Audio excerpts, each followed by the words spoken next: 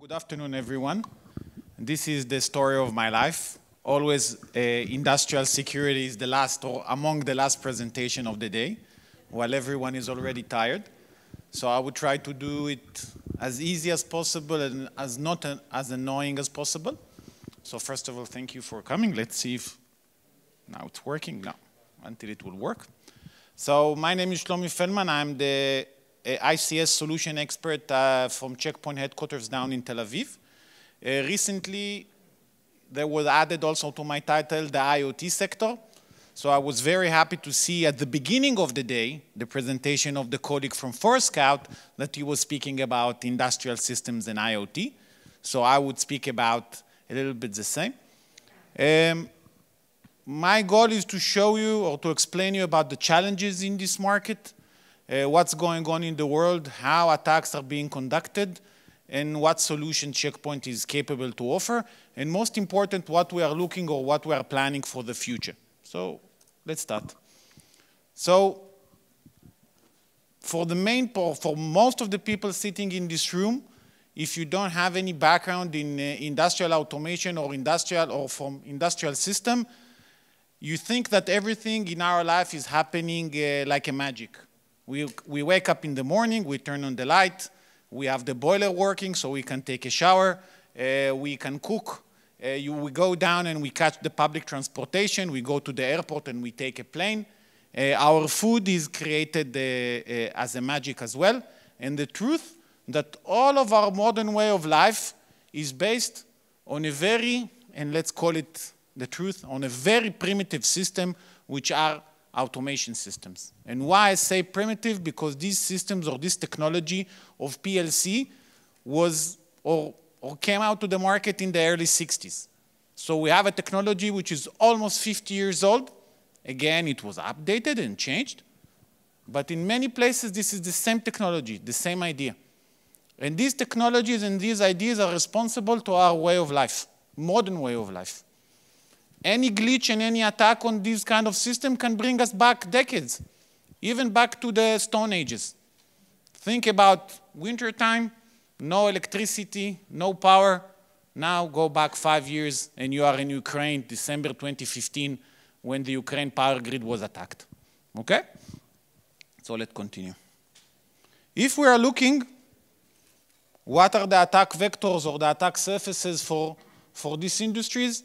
So first of all, most of the attacks that occurred are exploit on non-vulnerabilities. Even the bad guys don't want to sweat a lot and to search for 0 days. So they are looking for non-vulnerabilities. And vulnerabilities, you got a lot in this sector.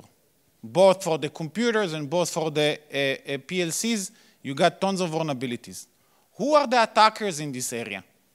So when we look and when we analyze, and we at Checkpoint, we are doing research and we are looking on events, so definitely we can see two kinds of main attackers. First of all, these are state actors, meaning countries that are looking to attack other countries. I know that I'm from Israel and you immediately tell me that we are doing a cyber warfare. I don't know about it. I never heard about it. However, every country is looking, or the next military conflict will definitely be involved in cyber warfare against critical infrastructure and against automation system. Another kind of attackers, very common, these are insiders. This is even a bigger problem because my insider or my employees in my organization, they know how the system is working, how the network looks like. They have credentials. Now we have a problem that we didn't give our chief engineer a very nice Christmas present, and now he's angry, and now he's going to sell my credential in the dark web so people could access my network. When we are looking on attacks that occurred in the last years, we can divide it in two. There are severe incidents, like the Triton, okay, that was targeting specifically a safety system by Schneider Electric, or the Black Energy. And we can see quite a lot, and even on daily basis, plain IT attacks which occur in OT networks. And we can see stuff like ransomwares or crypto mining. And there are a lot of reasons why this happens, why these things are happening inside OT networks. Especially it happens because these networks are not protected. Maybe a little bit protected, but most of these networks are almost not protected at all. So if you want, we can go to the dark web and to buy the credentials for the Chinese railways. If you want, I can share with you the link. At the beginning of this year, we saw a savage attack on a Norwegian company, Norsk Hydro, the biggest aluminum producer company in the globe. An enterprise of 35,000 employees, a revenue of about $10 billion a year. This company wasn't attacked by a complex malware. It was a simple ransomware, even ransomware stupider than the WannaCry. And still, this company needed to shut down their global IT network for almost 10 days, trying to stop the infection inside the global network. So what it happened, their plant that were not affected by the ransomware couldn't continue to produce because the convergence, the relation between the IT and OT was cutted. And now, they didn't know what to produce. People were sitting in production lines and had no idea what they need to produce and where they need the goods that they just finished to produce because they lost connectivity to the ERP system. So now you see how there is an effect coming from the IT to the OT and vice versa. And this is happening in March. In April, we saw the same ransomware, it's the Locker Goga, hitting companies in the United States. What does it mean? It means that these companies are not learning. The issue of Norsk Hydro was all across the news, all over the world. And still these companies didn't do anything. Patching the environment, or at least looking better on what you have in your environment, could avoid these companies to suffer from this ransomware. So if we look on the attacks, on the attack vectors, still number one attack vector for OT system, this is spear phishing. The second place, it doesn't appear over here, this is the use of USB drives. How spear phishing attack can affect the OT network? I'm not getting email on my SCADA servers. However, if my system is not segmented correctly, and I'm not monitor what's going on, and I don't have any advanced solution to sanitize the email that I'm getting, then my system can get affected by such things. And clearly we see ransomware and crypto miners. Fortunately for the OT companies, 2019 is a very bad year for the crypto miners because the Bitcoin price is constantly going down, so it's not affordable to make the effort for, to dig for these cryptocurrencies.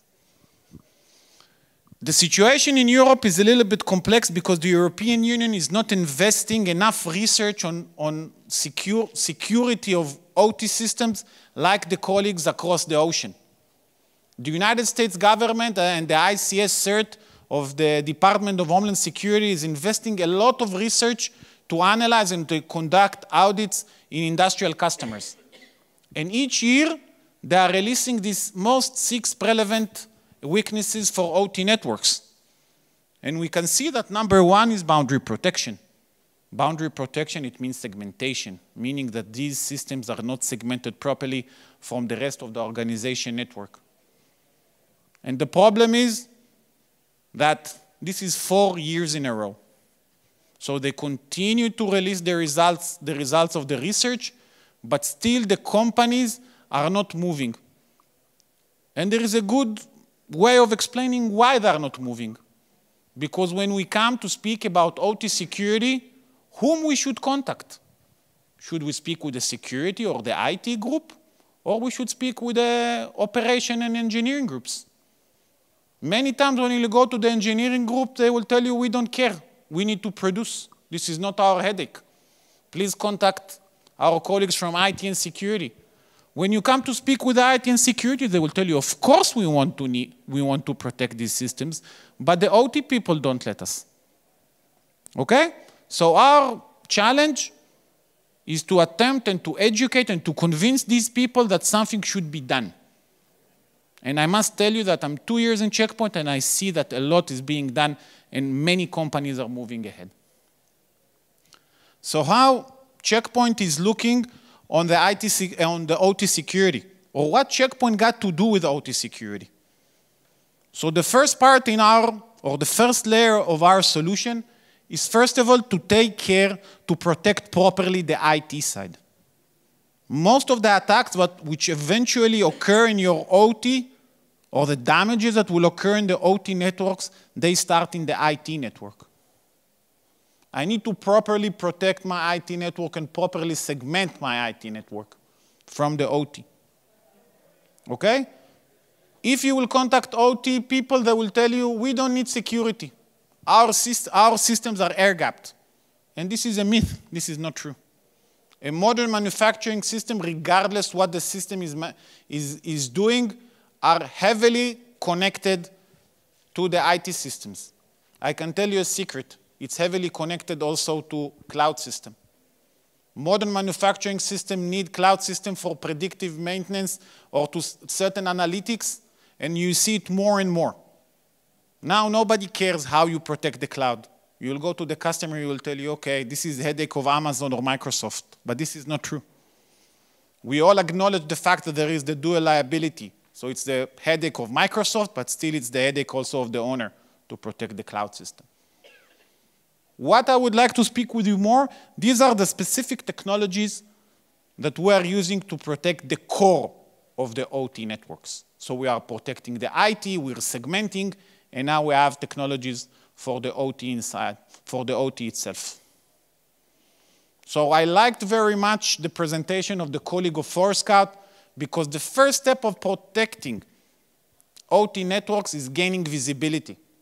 It's true also for IT, but for OT is much more critical.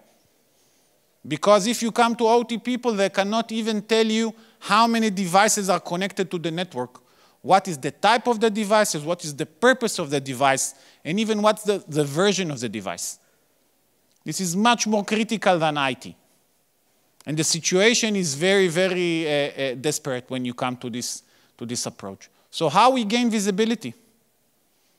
To gain visibility, you need to put elements in the network that will fetch the traffic, and then later on, elements that will analyze the traffic.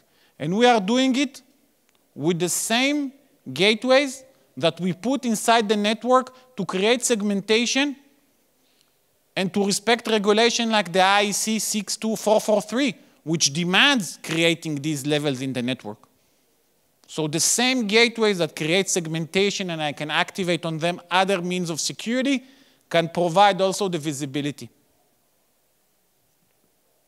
So what kind of visibility I get out of the system? The first thing is about communication.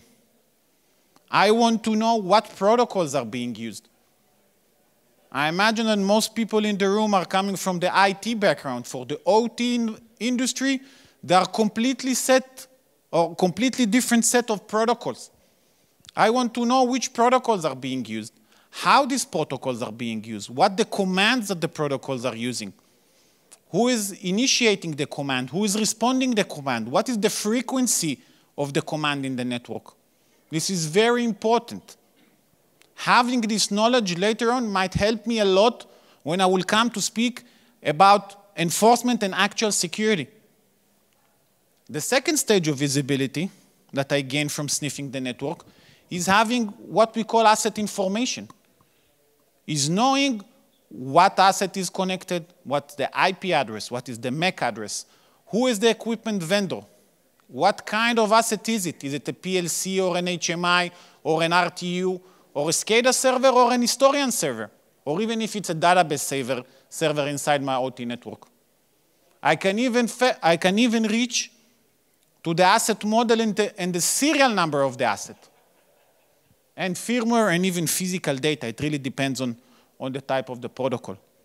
As much information that I will fetch and I will provide it and I will make this information visible, later on, the life of the security person that need to manage this system would be much more easy. Last part, and this I call it pyrotechnic, it's like putting a map. People love to have the information visible. So putting everything in a map so you can see the relation, how the assets are communicated between each other, and how they are positioned in the network. Having this information of the asset inventory or the asset information and the map information later on allows me to create or what we call behavior anomaly detection. I'm capable of knowing or I'm learning how my assets behave, how many assets I have in the network, and then if I have deviation of the system, I can get alerts. And this is something quite special. So we see from the communication up to how these assets are behaving. Just now, differently from what we know in IT, because in IT it's very easy. IT people or security people, when you wake up in the morning, you speak about blocking. In OT, it's a little bit more complicated. I cannot block as much as I want. But just now, having this enhanced visibility, now it's the time that I can start and speak with you about enforcement, about actually securing the environment. So when we come to OT people or to OT customers or to industrial customers, there is always the fight. Do we speak about prevention or about detection only? Do we make active security or passive security? And the good thing that we can offer both. You can arrive to customers that you will tell them that you are going to make an active security. They will tell you, thank you very much, the door is over there. We don't want to hear about it. But still, we allow the customers the flexibility. So how we do security? If I will ask all the people in the room, you will tell me Check Point is the firewall company. So yes, we are doing firewall, but we are doing other stuff as well. So we can use different set of blades from our blades technologies to create policies. So it can be an access control using firewall. It can be an application control to filter according to the protocols and the behavior of the protocol. And I can create very strong set of predefined policies. But near to the predefined policies, I shouldn't forget the capability that I have from the visibility engine. I still have the behavior anomaly detection. So still I can have alerts. So even if my security operator made a mistake and didn't configure correctly a policy, still I would have the alert and then I would be able to tune in the policy. So a little bit of examples. So anomaly is about new asset connected to the network. Deviation of baseline, meaning that the asset is starting to communicate in a different manner from what we saw. Configuration, upload and download, and firmware changes from PLCs, and we have quite a lot. The family is about 25 kinds of anomalies. And even security, like man in the middle. So when we come and we look, it's definitely the game of prevention and active security. I would do all of that. Or detection and passive. What should be clear when you go out after my boring session? That you will remember that we can offer both. Passive and active. This is the choice of the customer, the choice of the user. And currently, if I look about the major competition, at the way that we are offering it, we are quite unique. I can say, again, Forescout is doing something very, very similar. But if we look about our rest of the competition, they are doing stuff a little bit differently. But we can offering it as one solution provided by Check Point. You don't need solution from different vendors. So if you want to have enhanced visibility, you can get it for us, and still we can provide you the prevention. A little bit of case studies. I will not do it long today. I can speak hours about that, but this is another occasion. So, creating segmentation and micro-segmentation and putting the visibility server in its place, and then everything is orchestrated and plain. This is the best practice. This is what you see in every customer that we are going. Again, it depends on the budget and the effort, but this is how the solution would look like. One of the strongest markets for Check Point and now also for our competition is what we call utilities. Critical infrastructure, you are enforced to provide security even based on the European regulation. And power utilities, this is one of the biggest markets for security systems. This slide is lying a little bit, because when I speak about power utility, I don't have one substation. I can have hundreds, if not thousands. And now I need to protect the center, but I need also to protect the edge. And the edge can be in a distance of hundreds of kilometers. So how I do that? I put gateways. I can monitor the traffic. I can ensure that nothing will enter to the LAN network of the substation. I can verify the protocols that are being used. I can be sure that just the SCADA server in the center would be able to communicate with the RTUs and the protection equipment in the substation itself. I can activate also VPN, and I can be sure that even if I'm not running on MPLS, if I'm going through the internet itself, the traffic would be encrypted. And you can see examples of other utilities. I was the other day in Slovakia, and I was laughing with the guy that this sector in Slovakia is not for them. Also in Hungary, you don't have oil rigs in the sea. So, or you will occupy one of your neighboring countries which a part of that have sea, or this is not for you. But the concept is understood. Something which is quite new, this is what we call building automation. Why it's new? Because for me it's not new. Building automation is done for years, but security for building automation is becoming a larger market. 2 years ago, more than 50% of the global population is living in cities. Okay? All these buildings are managed, and you have a lot of technology. But if we speak about buildings, now start the big headache, because I don't have traditional automation systems. Now I have all the mess that we call IoT. I can tell you that I even did an audit in Check Point building, and we have a quite big building, and we found out that the coffee machines are connected to the network.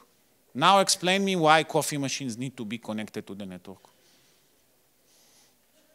And when we speak about that, this is a true story. I don't know if you know it. Last year, in Las Vegas, a casino was hacked, and about 1 million credit card data was stolen from the system, and the hack was done through a wireless thermometer in the fish tank in the lobby. Okay? What does it say? It says that everyone wants to have a very nice fish tank in the lobby without any wires of the thermometer. So let's put IoT technology, why not? Now everything is IoT. My wife already wants to buy a refrigerator which orders the food from Amazon directly, that she will not need to go to the supermarket. It's nice, it's good. But then what can happen? So, what is next? Everything that I showed you, we already have, and we already have for years. And we will improve, and we are constantly adding protocols, and we are constantly adding other technologies. But looking for the world ahead, for the IoT world, there are a lot to come, and to come very soon. So when we speak about IoT, this is not something that we can speak like a pure OT, because OT, like IT itself, is a network. I can put gateways, and I can put switches, and I can put whatever I want. IoT, many times the devices can be anywhere. And the device can cost $2 that I cannot put a gateway that costs $100 in front each device. So the world of IoT is so vast that we chose 3 verticals to go and to follow.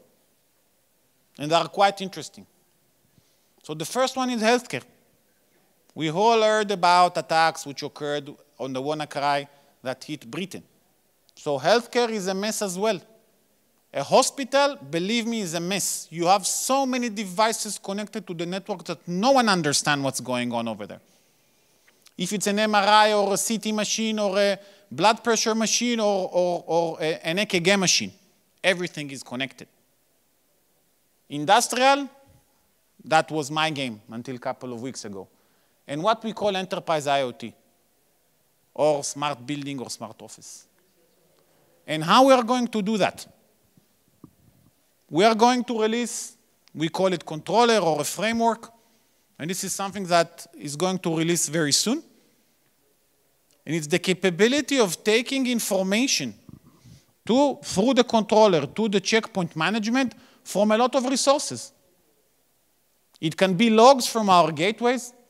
It can be information from the vendors. It can be from discovery engines by third parties. For example, companies for medical devices. And we can take a lot of feeds. But what we will see is the capability, and the outcome is recommended policies. When I have a network with thousands, if not tens of thousands of devices, it's very difficult for the security person to manage the policies and create policies. So we are doing it for you. So the system will offer the operator policies, and then the operator would be able to choose. You want to install, or you want to ignore and delete. But still you will have the possibilities. And the policies are dynamic, meaning that if new assets are being added and being approved, then you don't need to continue to install the policy. Something more is the use of the threat cloud. I definitely want to have the capability, let my system report to the threat cloud. Because if I'm reporting from the threat cloud, I can get back from the threat cloud information. And we can know and we can see campaigns hitting OT and IoT devices that maybe the campaign started last week in Asia. But if I would have the capability to get an input from the threat cloud, look, systems like yours are being hacked and this is what is going on, I would be able to protect myself and to prevent the attack that the bad guys are looking for. So really enforcement and segmentation inside the network. And please remember, and this is again something that I liked very much in the presentation of the colleague from Forescout, we are not speaking about computers anymore. Now we can speak about whatever you want. It can be a sensor running Linux, it can be a sensor running some kind of a RTOS. I don't know how aware you were, but a couple of weeks ago, about a month ago, excuse me, it was released a severe warning, 11 vulnerabilities for VxWorks.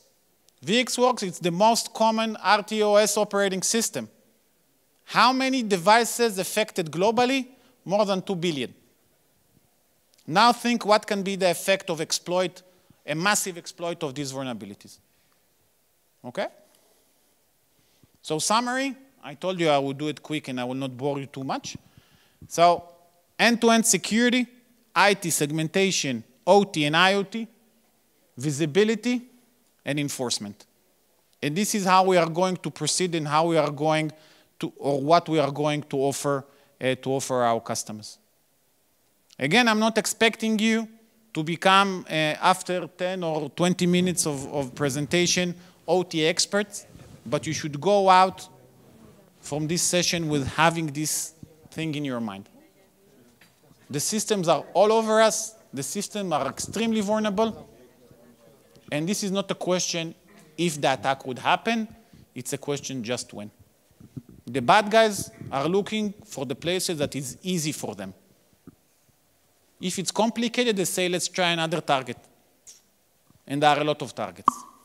Okay, so I thank you very much. If someone has questions, it's possible. If not, next candidate.